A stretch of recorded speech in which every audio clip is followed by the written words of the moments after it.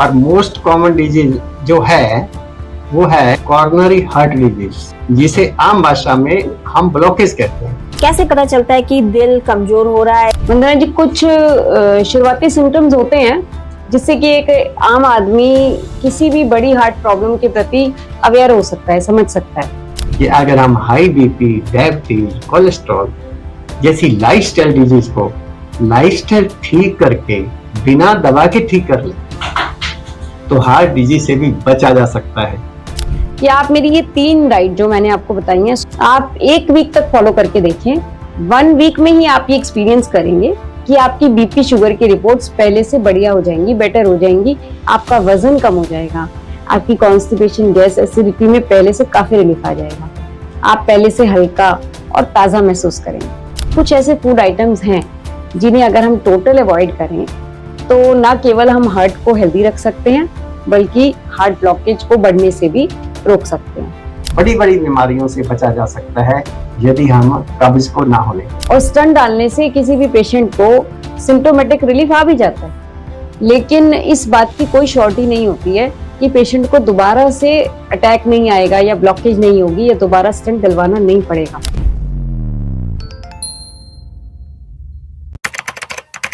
नमस्कार, D5 channel Hindi देख रहे दर्शकों का मैं वंदना चट्टा स्वागत करती हूं। आज एक बार फिर हम जुड़े हैं आचार्य मोहन गुप्ता जी और पूजा बंसल जी से।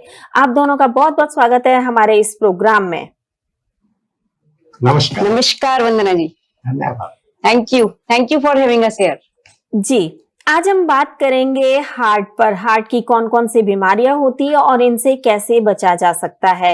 तो मेरा सबसे पहला सवाल है आचार्य जी से कि हार्ट की कौन कौन सी बीमारियां होती हैं।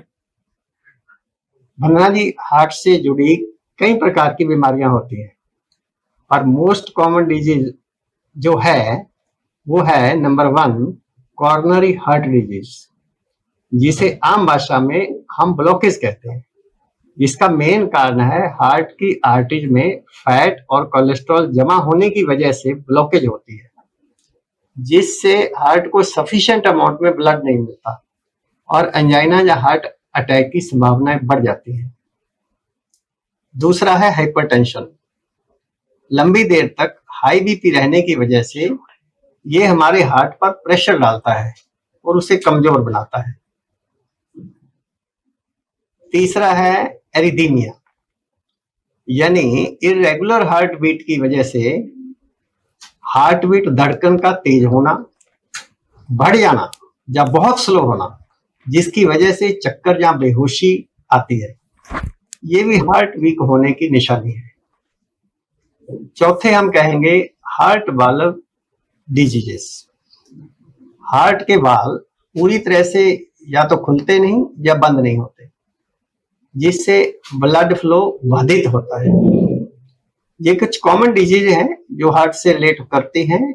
इसके अलावा कुछ प्रॉब्लम बाय बर्थ होती है, जैसे कि हार्ट में छेद होना, हार्ट वाल्व का सिकुड़ना या उसमें लीकेज होना। पूजा जी, मैं आपसे जानना चाहूंगी कि जब कभी भी हार्ट की कोई प्रॉब्लम होती है तो उसके शुरुआती लक्षण क्या होते हैं? कैसे पता चलता है कि दिल कमजोर हो रहा है या क्या सिम्टम्स नजर आते हैं? वंदना जी, कुछ शुरुआती सिम्टम्स होते हैं जिससे कि एक आम आदमी किसी भी बड़ी हार्ट प्रॉब्लम के प्रति अवेयर हो सकता है, समझ सकता है। जैसे कि चलते वक्त या सीढ़ियां चढ़ते वक्त सांस फूलता है, जहां पहले तो व्यक्ति बड़े आराम से सीढ़ियां चढ़ जाता था, लेकिन अब कुछ समय से वो ये फील कर रहा है कि सीढ़ियां चढ़ने के बाद या थोड़ा सा ही चलने के बाद उसका सांस फूलने लग जाता है। तो ये एक लक्षण है कि जिससे पता चलता है कि हमारे हार्ट की, दिल की एफिशिएंसी कम हो रही है। या फिर छाती में दर्द, जकड़न या भारीपन सा रहता है, होता है बार बार या रहता है। बात करते हुए सांस फूलने लग जाता है, थकावट रहती है, नींद पूरी नहीं, मतलब नींद पूरी हो गई व्यक्ति की, लेकिन सुबह उठने के बाद फिर भी उसको थकान महसूस हो रही है। टखनों और पैरों में, मतलब हमारे एंकल साइड पे, पैरों की साइड पर सूजन रहती है, वाटर रिटेंशन रहता है रेगुलरली। इरेगुलर हार्ट बीट होती है, कभी एकदम से बढ़ जाती है और कभी बहुत ज्यादा स्लो हो जाती है। पैरों या हाथों में सुन्नपन रहता है, नम्बनेस। और लेफ्ट साइड पर जबड़े में, पैरों में दर्द रहता है या फिर नम्बनेस आनी शुरू हो जाती है।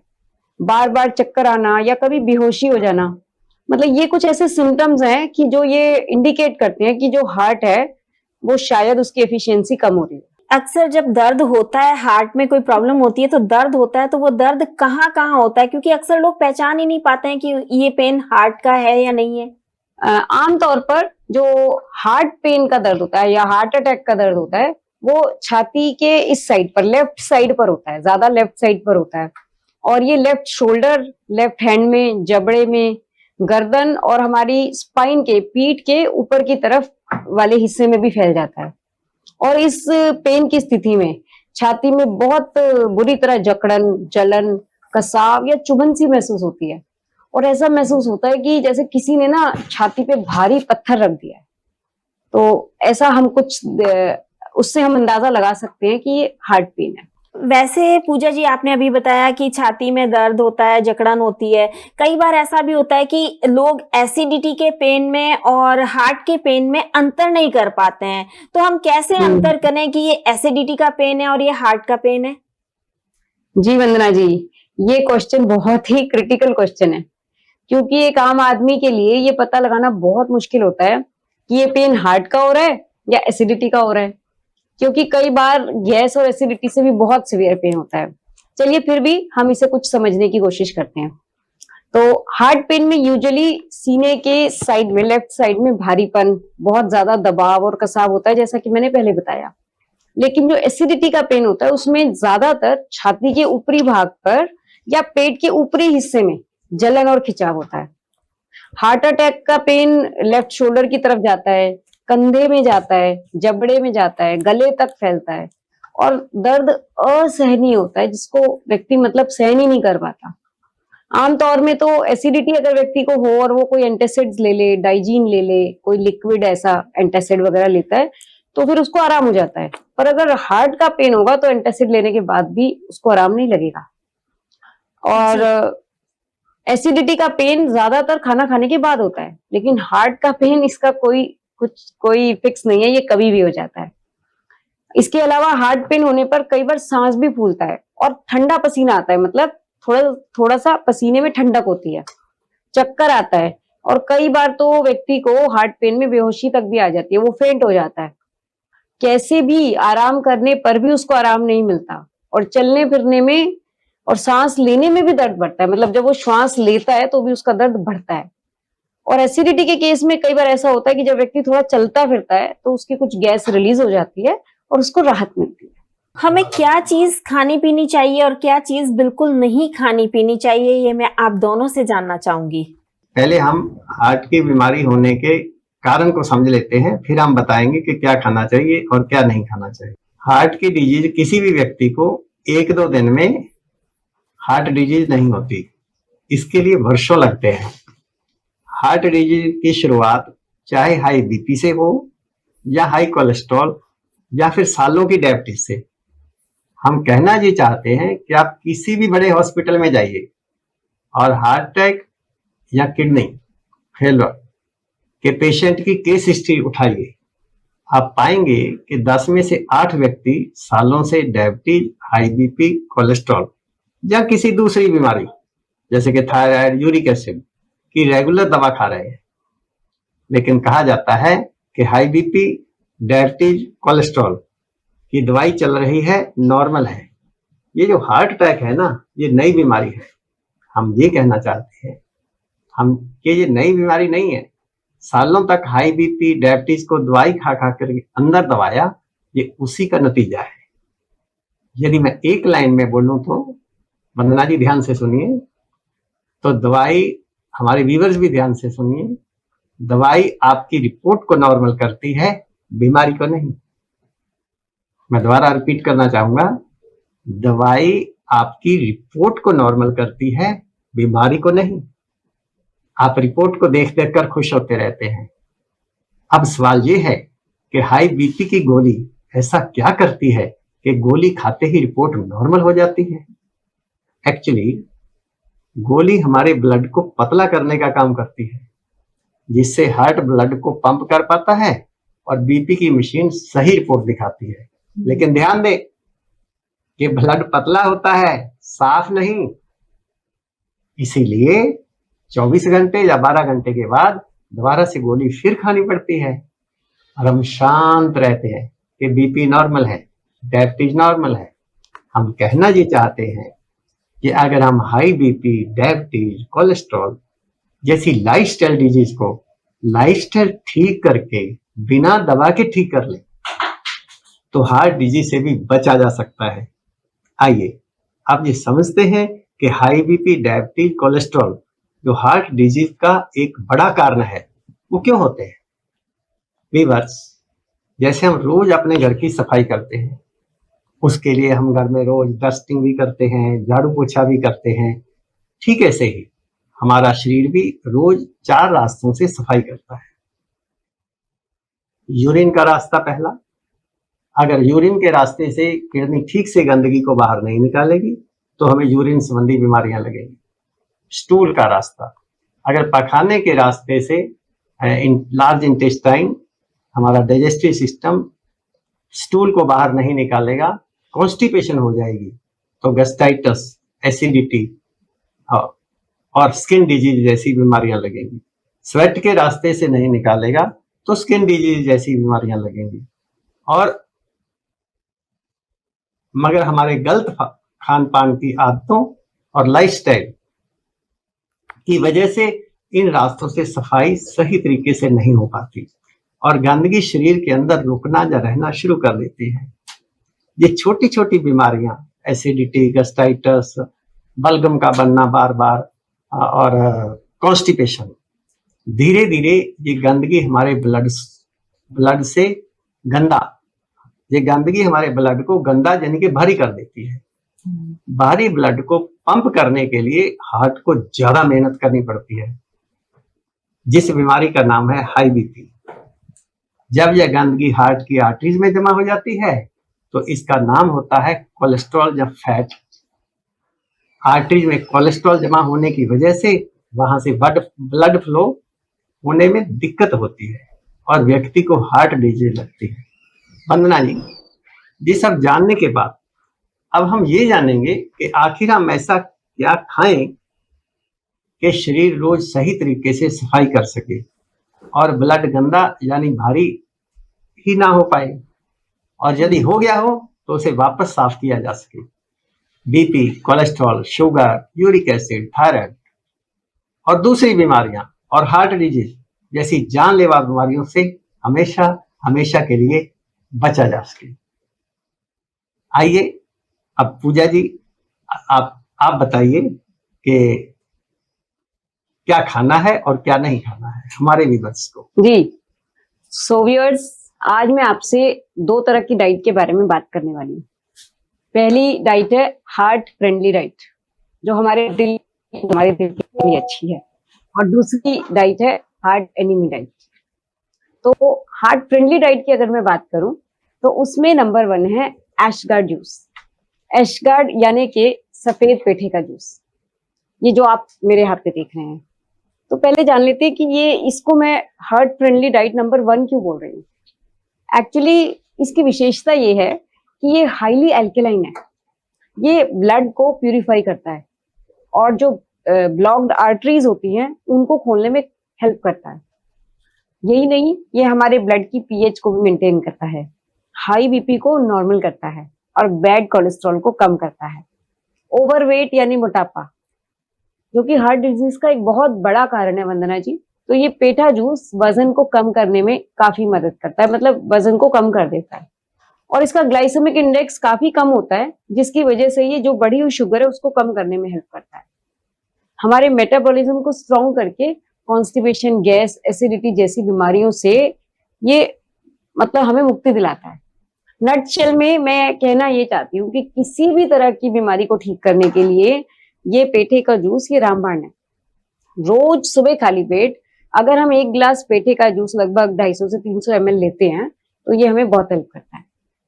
और इसकी एक स्पेशल विशेषता क्या है, खास बात क्या है कि ये लगभग सभी जगहों पर मिल जाता है।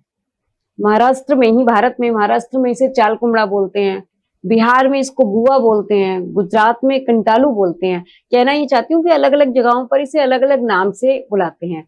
इंग्लिश में अगर हम गूगल पे जाके एशगार्ड लिखेंगे, व्हाइट एशगार्ड, तो फिर वो आपको ये दिखाएगा। इसका हमने एक बड़ा पीस लेना है, ये 7-8 किलो का बड़ा मिलता है, तो उसके हम 2 हाफ्स करके फ्रिज में रख लेते हैं और हम एक हाफ को निकालेंगे, उसमें से लगभग 250 ग्राम, इतना पीस हमें, इससे भी छोटा ही इस पीस हमें चाहिए 250 ग्राम का, जिसमें 1 गिलास जूस तैयार होगा। तो इसके सीड्स बीच में से निकालकर और इसके छिलके को हटाकर इस सॉलिड पार्ट को हम गाजर की तरह जूस में डालेंगे। इसको पेठे के पीसेस को हम जूसर में डालेंगे, तो जैसे गाजर का जूस इजीली तैयार होता है, इससे जूस तैयार हो जाएगा। अगर जूसर ना हो तो भी कोई बात नहीं, आप इसके पीसेस को काट के मिक्सी में डाल लीजिए और उसमें 20-30% पानी ऐड करिए, उसको ग्राइंड करिए अच्छे से और उसको एक बारीक कपड़े से छान लीजिए। दोनों केसेस में हम 20-30% पानी ऐड करते हैं ताकि ये इजी टू डाइजेस्ट हो जाता है।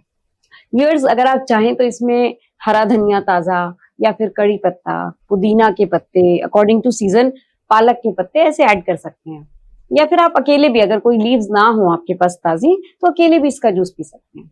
बस ध्यान ये रखना है कि आपने इसमें किसी भी तरह का नमक, मिर्च, मसाला या नींबू नहीं मिलाना है, क्योंकि ऐसा करने से ये सब चीजें इसकी अल्कलाइनिटी को, इसकी क्षारीयता को डिस्टर्ब करके इसे एसिडिक में कन्वर्ट कर देती है।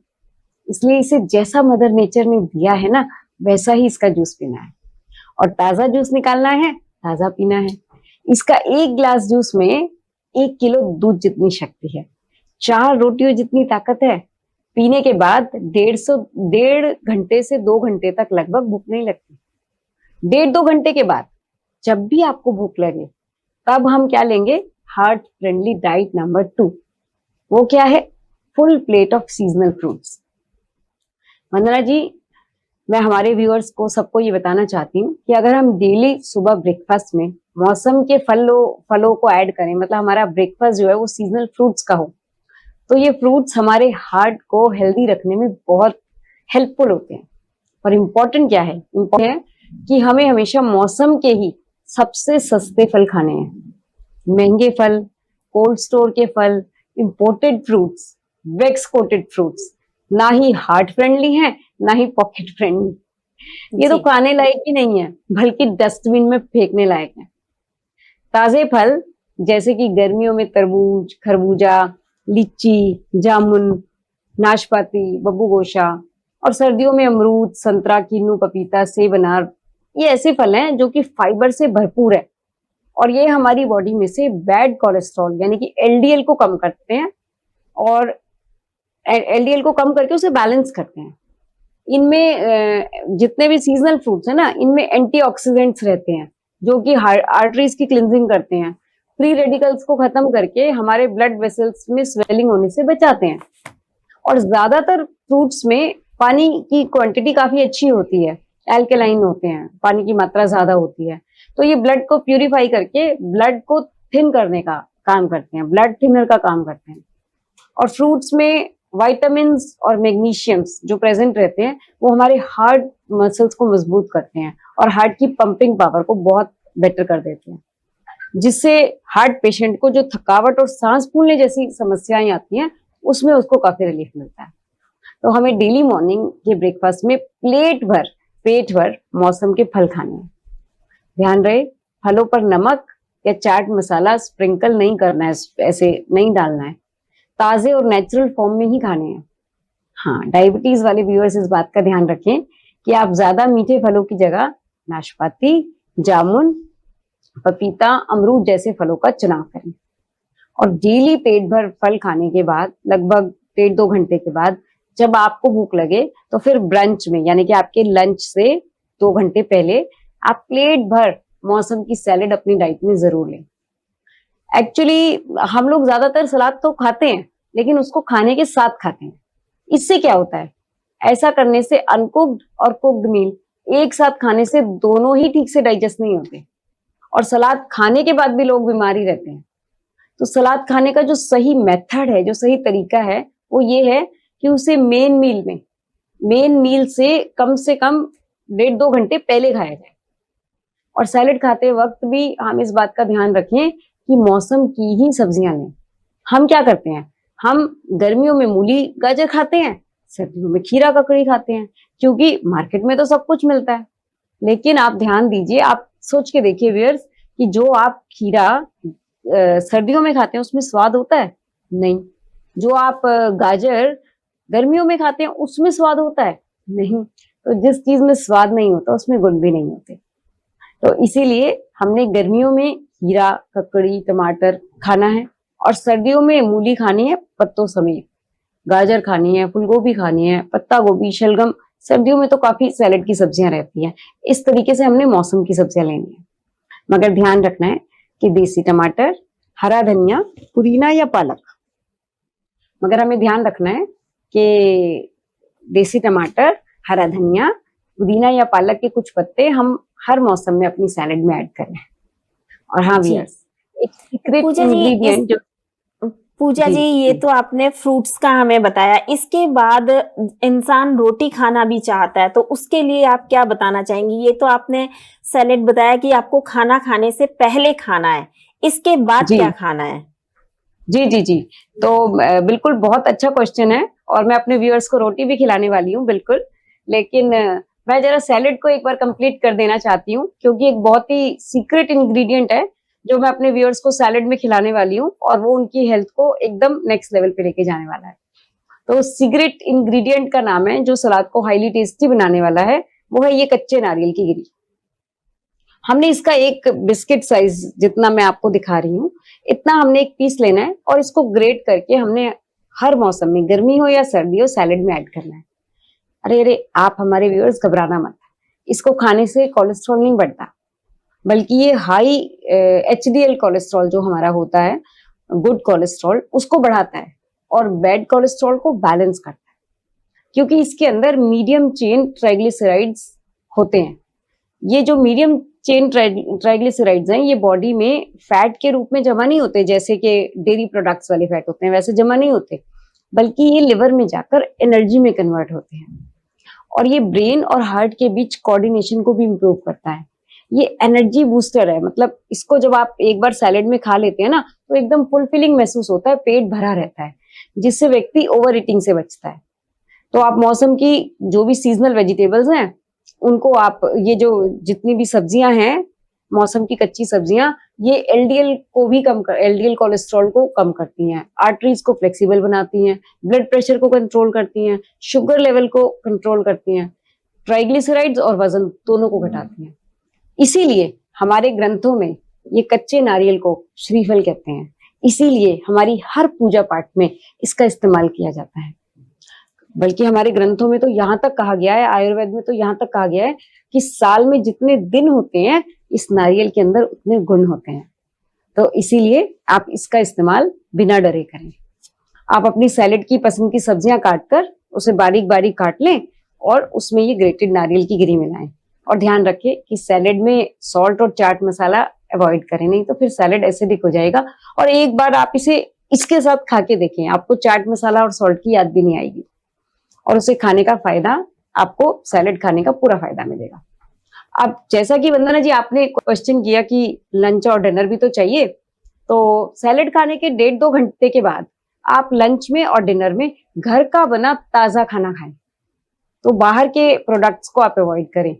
जो ये 3 चीजें व्यूअर्स मैं आपको बता रही हूँ ना, कि लंच डिनर आपकी मर्जी का है, आपको जो लगता है कि मेरी सेहत के लिए अच्छा है, आप वो लंच में भी लें और डिनर में भी लें। और मैं सभी व्यूअर्स को ये भी कहना चाहती हूँ कि आप मेरी ये 3 डाइट जो मैंने आपको बताई हैं, सुबह पेठा जूस, देन फ्रूट्स और देन सैलेड, आप 1 वीक तक फॉलो करके देखें। 1 वीक में ही आप ये एक्सपीरियंस करेंगे कि आपकी बीपी शुगर की रिपोर्ट्स पहले से बढ़िया हो जाएंगी, बेटर हो जाएंगी, आपका वजन कम हो जाएगा, आपकी कॉन्स्टिपेशन, गैस, एसिडिटी में पहले से काफी रिलीफ आ जाएगा, आप पहले से हल्का और ताजा महसूस करेंगे। वंदना जी, आपने एक पुरानी कहावत सुनी होगी, an apple a day keeps the doctor away. जी। लेकिन आज मैं एक नई प्रोवर्ब, एक नई कहावत लोगों को, अपने व्यूअर्स को देना चाहती हूँ। Full plate of seasonal fruits and salads in a day keep your heart healthy and heart diseases away. क्या बात है। ये मैंने 3 डाइट, हार्ट फ्रेंडली डाइट की बात की है। अब मैं हार्ट एनिमी डाइट के बारे में बताना चाहूंगी, जो मेरी दूसरी इंफॉर्मेशन या जानकारी मैं आपको देना चाहती हूँ। हालांकि वंदना जी, हर पर्सन की ना ईटिंग हैबिट्स, उसकी अपनी पर्सनल चॉइस होती है और हम किसी भी भोजन को खराब या गलत नहीं कहना चाहते, लेकिन कुछ ऐसे फूड आइटम्स हैं जिन्हें अगर हम टोटल अवॉइड करें तो ना केवल हम हार्ट को हेल्दी रख सकते हैं बल्कि हार्ट ब्लॉकेज को बढ़ने से भी रोक सकते हैं। और ऐसे कुछ फूड आइटम्स हैं, नॉनवेज, मीट, अंडा, मांस, जो हार्ट के लिए बहुत अच्छे नहीं है। डेयरी प्रोडक्ट्स, एडिक्शंस जैसे कि अल्कोहल का एडिक्शन या स्मोकिंग या टोबैको को किसी भी फॉर्म में लेना, चाहे उसमें स्मोकिंग सिगरेट की हो या फिर तंबाकू खाना हो या फिर बीड़ी पीना हो, उसको वो हार्ट के लिए बिल्कुल अच्छे नहीं है। और नंबर 4 पे है सबसे बड़ा कल्प्रिट, कैफीन, चाय, कॉफी, कोल्ड ड्रिंक, ये हमारे हार्ट के लिए अच्छी चीजें नहीं है। और नंबर 5 है मैदा से बनी हुई चीजें। तो अगर आप ये 2 बातों का हमारे व्यूअर्स ध्यान रखें, हार्ट फ्रेंडली डाइट और हार्ट एनिमी डाइट। वैसे पूजा जी, अगर देखा जाए तो भारत में चाय तो बहुत ज्यादा पी जाती है और चाय के साथ कुछ न कुछ नमकीन भी खाई जाती है। तो ऐसे में आप हमारे दर्शकों को क्या बताना चाहेंगी कि उन्हें चाय की जगह क्या काम में लेना चाहिए, क्या पीना चाहिए, जिससे उनका हार्ट भी हेल्दी रहे और उन्हें फायदा भी हो? जी, तो ऐसी स्थिति में अगर हमारे व्यूअर्स चाय पीना ही चाहते हैं तो हम उनको हार्ट फ्रेंडली चाय देना चाहेंगे। तो हार्ट फ्रेंडली चाय कैसे बनेगी कि आप हमारे व्यूअर्स चाय का पानी गैस के ऊपर, सादा ताजा पानी को गैस के ऊपर गर्म करें, उसमें एक छोटी सी हरी इलायची ऐड करें, उसमें थोड़ा सा ऑर्गेनिक गुड़ ऐड करें, जिसको बिना केमिकल फ्री जो गुड़ होता है वो ऐड करें, और अपने घर के प्लांट्स में से ही 10 से 12 लीव्स कड़ी पत्ता की ले लें। कड़ी पत्ता जो कि अक्सर घरों में होता ही है। अगर कड़ी पत्ता अवेलेबल ना हो तो हरा धनिया तो मिल ही जाता है, या पुदीना के पत्ते ले सकते हैं, या बेल पत्र जिसको हम भगवान शंकर को चढ़ाते हैं उसके पत्ते ले सकते हैं, पीपल के पत्ते जो बहुत ही स्वास्थ्य के लिए अच्छे हैं वो ले सकते हैं। ऐसी कोई भी सात्विक पत्तियों को आप उसके अंदर डालकर उबाल लीजिए, बॉईल कर लीजिए। कुछ देर में ही बस उसको छान लीजिए। 2-3 मिनट बॉईल करने के बाद देखिए आपके लिए कितनी बढ़िया तरीके की चाय तैयार होती है। तो आप उस चाय को आपके पहले वाली चाय से, जो कि नर्वस सिस्टम को वीक कर रही है, कमजोर कर रही है, उससे आप रिप्लेस करके ये बढ़िया वाली चाय पी सकते हैं। और मैं हमारे व्यूअर्स को ये कहना चाहती हूँ कि एक बार मेरी बताई हुई आप ये चाय पी के देखिए और चैट में आप बताइएगा जरूर कि आपको ये चाय कैसी लगी। जी वंदना जी। आचार्य जी, मैं आपसे जानना चाहूंगी कि जो हार्ट पेशेंट होते हैं उनको पानी कम पीने की सलाह दी जाती है, तो इसमें कितनी सच्चाई है? कुछ स्पेशल केसेस में मॉडर्न मेडिकल साइंस ऐसा कहती है कि हार्ट पेशेंट को ज्यादा पानी नहीं पीना चाहिए। उसमें एक है कंजेस्टिव हार्ट फेलियर। ये केस में जहां हार्ट ब्लड को पंप नहीं कर पाता तो इसलिए कहा जाता है कि कम पानी पीना चाहिए। दूसरा, हार्ट डिजीज होने के साथ साथ कुछ लोगों का किडनी डिजीज भी हो जाता है, जैसे कि उनका किडनी क्रिएटिनिन बढ़ जाता है और उनकी किडनी पानी को बाहर नहीं निकाल पाती। तो ऐसे केसेस में पानी कम पीना चाहिए। लेकिन हम लॉज ऑफ नेचर के मुताबिक ये कहना चाहेंगे कि ये हम नहीं डिसाइड कर सकते कि हमें कितना पानी पीना चाहिए। पानी की क्वांटिटी को बाहर से सेट नहीं किया जा सकता कि हमें रोज 1.5 लीटर पानी पीना है, 2 लीटर पीना है या 4 लीटर पीना है। प्रिंसिपल ये है, लॉ ऑफ नेचर ये कहता है कि जब प्यास लगे तब पानी पीना है, हमेशा घूंट घूंट करके पीना है। जब हम घूंट घूंट करके पानी पीते हैं तो थोड़े पानी में ही हमारी प्यास शांत हो जाती है, क्योंकि हमारी जो थ्रस्ट है वो मुंह से ही हमारी प्यास शांत होनी शुरू हो जाती है और हमें सुकून मिलता है। तो गट गट करके जैसे हम एकदम टूटी की तरह पानी अंदर डाल लेते हैं, ऐसे पानी नहीं डालना चाहिए, घुट घुट करके पीना चाहिए। हम नर्सरी में पढ़ते थे, eat your liquids and drink your solids. रोटी पियो, पानी खाओ, यानी कि खाने वाली जितनी चीजें हैं उनको इतना चबाओ कि वो लिक्विड हो जाए, और पीने वाली जितनी चीजें हैं उनको मुंह में चला चला के, घुमा घुमा के, सलाइवा मिला मिला के पियो, ताकि वो बॉडी को पूरा लाभ दे सके। जी। तो यदि हम एल्कलाइन डाइट लेते हैं तो हमें पानी की जरूरत तो नेचुरली कम हो जाएगी।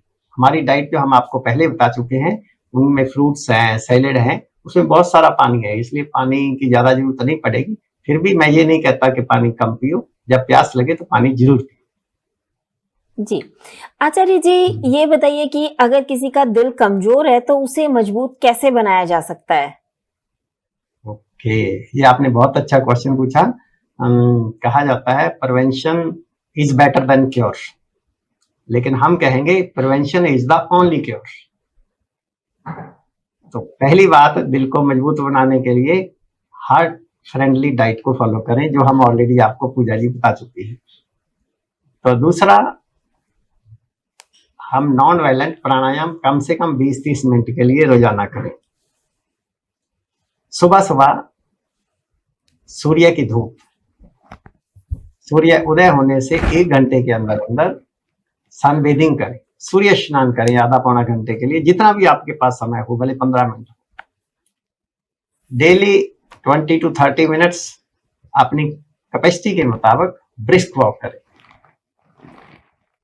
समय को कभी भी रिटायर ना करें, हमेशा अपनी लाइफ को किसी ना किसी पर्पस के साथ जोड़ के रखें, ताकि आपकी लाइफ का कोई मकसद हो। और एक बहुत जरूरी बात है, हम जो कहते हैं कि शरीर के अंदर 4 रास्तों के द्वारा जब गंदगी बाहर नहीं निकल पाती तो हार्ट डिजीज तक की बीमारियां लगती हैं, गैस्ट्राइटिस, एसिडिटी, बलगम बनना और पसीने की वजह से। तो अगर हम अपने डाइजेशन को इम्प्रूव कर लें तो हम हार्ट आने वाले खतरों से बच सकते हैं। उसके लिए हम बताते हैं, ये हमारा बेड पैक है।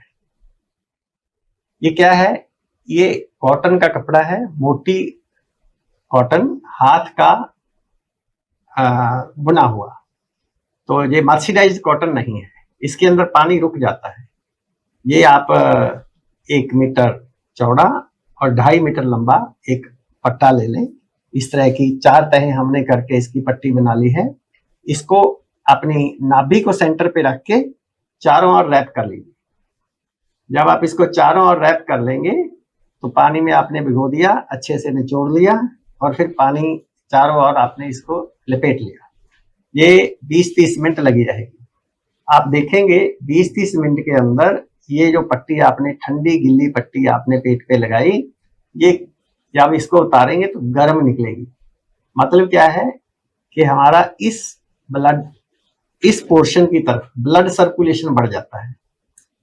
लॉ ऑफ नेचर कहता है, साइंस कहती है कि शरीर के जिस एरिया में टेम्परेचर चेंज हो जाता है, टेम्परेचर डिफरेंट हो जाता है, उसको सामान्य बनाने के लिए उधर ब्लड सर्कुलेशन बढ़ जाता है। जब ब्लड सर्कुलेशन बढ़ेगा तो यहाँ पर हमारे डाइजेस्टिव सिस्टम से रिलेटेड सारे ऑर्गन यहीं पर हैं, तो इनके काम करने की शक्ति बढ़ जाएगी।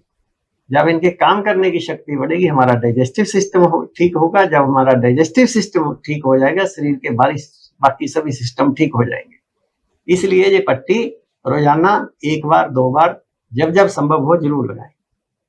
आगे हमने बात करी है कॉन्स्टिपेशन की, कि 4 रास्तों के द्वारा जब मल बाहर नहीं निकलता, उसमें एक रास्ता है स्टूल का। यदि आपका सुबह पेट साफ नहीं होता, उसकी वजह से गैस्ट्राइटिस, एसिडिटी और constipation is a mother of all diseases. तो सभी बीमारियों से बचने के लिए आप हमारा इस नॉन वायलेंट एनीमा का इस्तेमाल करें। ये एनीमा जो है, इसका फायदा क्या है? जब आप कोई चूर्ण इस्तेमाल करते हैं, जब कोई लेग्जेटिव परगेटिव लेते हैं, तो हमारे पूरे डाइजेस्टिव सिस्टम को डिसऑर्डर करके उसके बाद वो काम करते हैं। लेकिन ये जो एनीमा है, ये नीचे से ही हमने इसके अंदर 100-150 ml पानी डाला, ज्यादा से ज्यादा 200 ml, जितना अंदर रुक सके, और एनस के द्वारा हम ले गए। और फिर ये पानी अंदर अगर 5-7 मिनट के लिए रुकेगा और मल जो घुल के बाहर आ जाएगा। तो अगर आपका सुबह पेट अपने आप साफ नहीं होता तो आप इसको जरूर इस्तेमाल करके देखें। हम वो बात नहीं करते, आप देखते हैं मार्केट के अंदर आपको 500 ml 1000 ml का एनीमा दिया जाता है, उसकी आदत पड़ जाती है। इसको हम नॉन वायलेंट एनीमा बोलते हैं। इसकी आदत नहीं पड़ती। बड़ी बड़ी बीमारियों से बचा जा सकता है यदि हम कब्ज को ना होने दें। आचार्य जी, कई बार ऐसा भी होता है कि अचानक से हार्ट अटैक आ जाता है, तो ऐसी स्थिति में क्या करें? हार्ट अटैक से हम कैसे बच सकते हैं? या हार्ट अटैक आ जाए तो हमें तुरंत क्या करना चाहिए? हार्ट अटैक से हम कैसे बच सकते हैं? सबसे इम्पोर्टेंट है high BP, sugar, cholesterol, uric acid जैसी लाइफस्टाइल डिजीज को बिना दवा के ठीक करें। उसको अंदर दवाई खा के ना दबाएं, बिना दवाई के रिपोर्ट को नॉर्मल करें। दूसरा है अल्कोहल और कैफीन को नो कहें। कैफीन के अंदर आपकी चाय, कॉफी, कोल्ड ड्रिंक तीनों चीजें आ जाती हैं, तीनों में कैफीन है। तो नेक्स्ट, स्मोकिंग, टबैको, हुक्का, आजकल हुक्का एक नया फैशन चल पड़ा, इन सब से परहेज करें। बेवजह की दवाइयां जैसे pain killers, anti ageing medicine का सेवन बिल्कुल ना करें, कम से कम करें। और अपने जीवन में एक सुहृद जरूर हो। सुहृद का मतलब ऐसा व्यक्ति जिससे आप खुलकर अपना जीवन शेयर कर सकें। भले वो आपकी समस्या को कोई हल ना कर सके, लेकिन अपने दिल की बात किसी को कहने से मन हल्का हो जाता है। तो कहा जाता है, यदि दिल खोल के हंस लेते अपने यारों के साथ, यदि दिल खोल के हंस लेते अपने यारों के साथ, दिल ना खुलवाना पड़ता औजारों के साथ। जी, आप तो बिल्कुल शायरी करने लग गए। और क्या कर सकते हैं, डेली 15-20 मिनट के लिए कोई कार्डिक एक्सरसाइज करें, जैसे कि ब्रिस्क वॉक, साइकिलिंग, इस तरीके से, ताकि थोड़ा आपका श्वास फूले थोड़ा सा। तो ये सब करेंगे तो निश्चित रूप से हम हार्ट अटैक से बच सकते हैं। जी, आचार्य जी, मैं ये भी जानना चाहूंगी कि रात में क्या चीज बिल्कुल नहीं खानी चाहिए हार्ट पेशेंट को, जिनको हार्ट की प्रॉब्लम होती है, उन्हें रात में क्या चीज बिल्कुल नहीं खानी चाहिए? आप किस चीज की उन्हें सख्त हिदायत देंगे? Very good. एक तो ज्यादा सॉल्टी खाना, हाई सॉल्टी फूड बीपी को बढ़ाता है।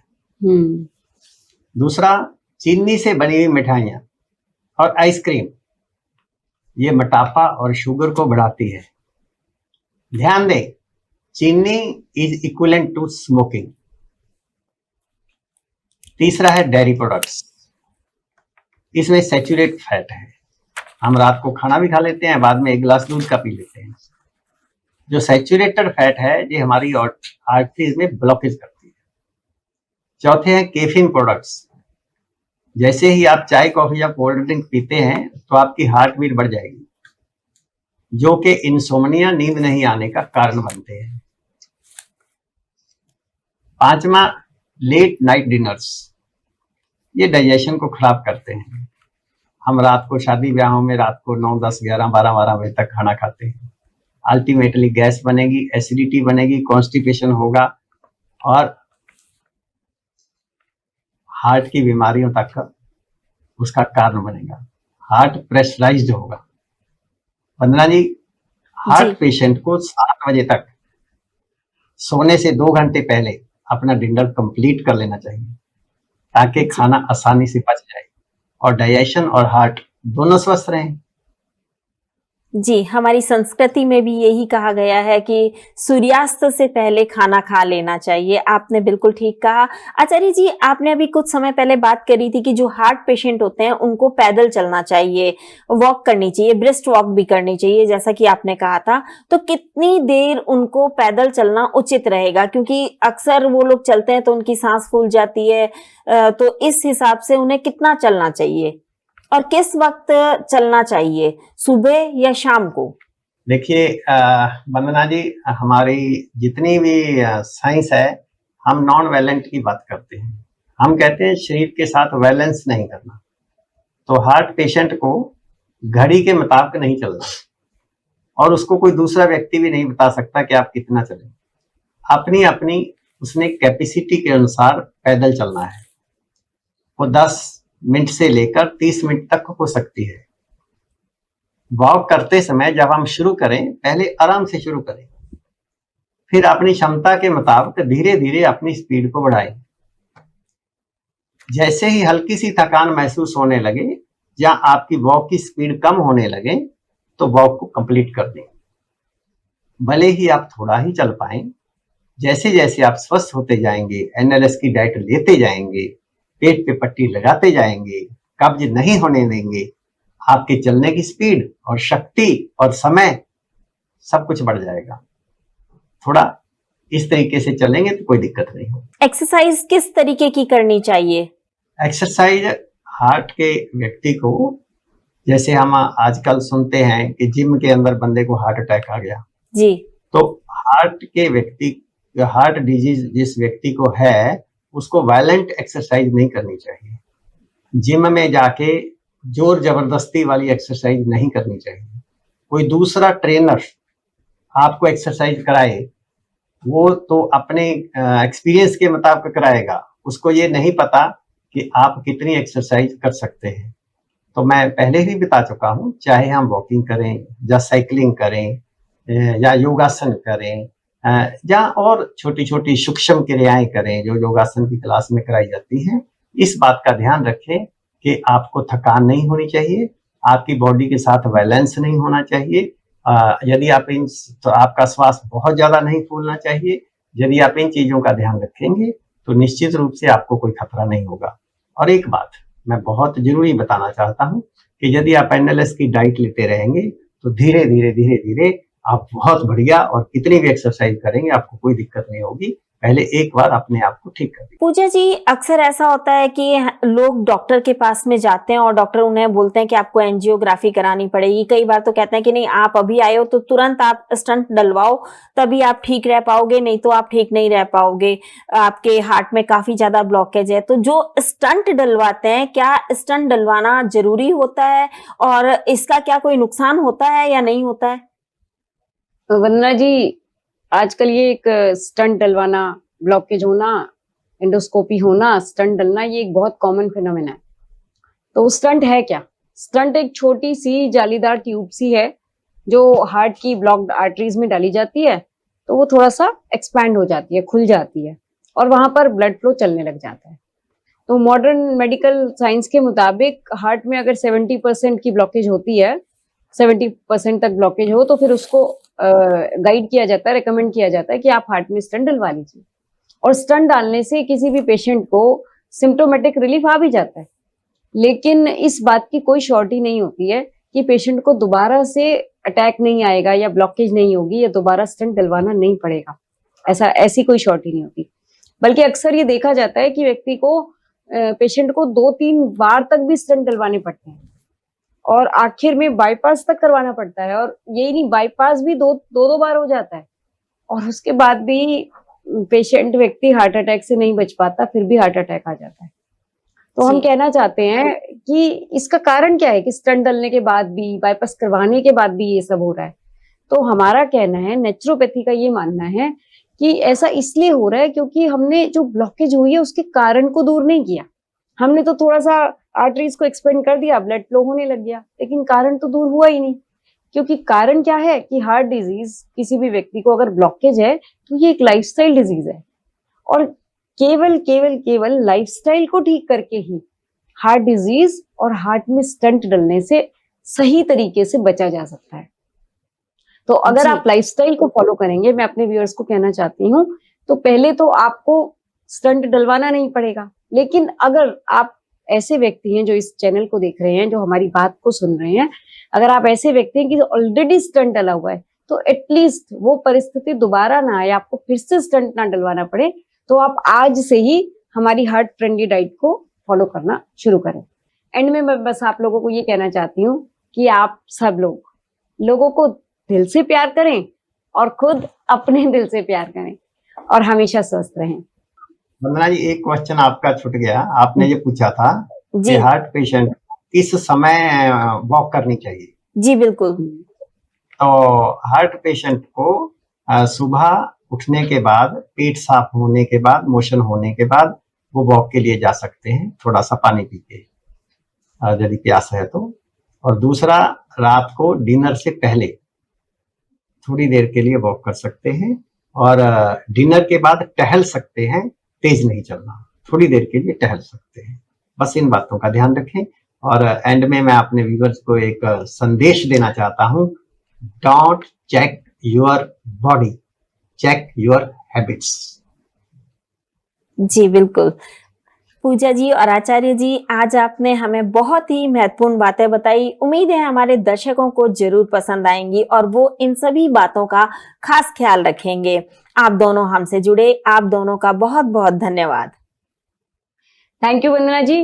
हम आपके लिए आभारी रहेंगे, क्योंकि आपके चैनल के माध्यम से हमेशा ही लोगों को बहुत ही यूजफुल उनकी हेल्थ के लिए जानकारी दी जाती है। कि और आज जो आपने सब्जेक्ट चूज किया हार्ट डिजीजेस का, तो हमारे व्यूअर्स को हम कुछ उम्मीद दिखा पाए हैं कि कैसे वो हार्ट डिजीजेस से बच सकते हैं। तो मैं सभी हमारे व्यूअर्स से ये रिक्वेस्ट करूंगी कि आप बस एक हफ्ते के लिए आप इस डाइट को शुरू करें, जो बातें आपको बताई गई हैं उनको फॉलो करें और हार्ट डिजीजेस से बचें।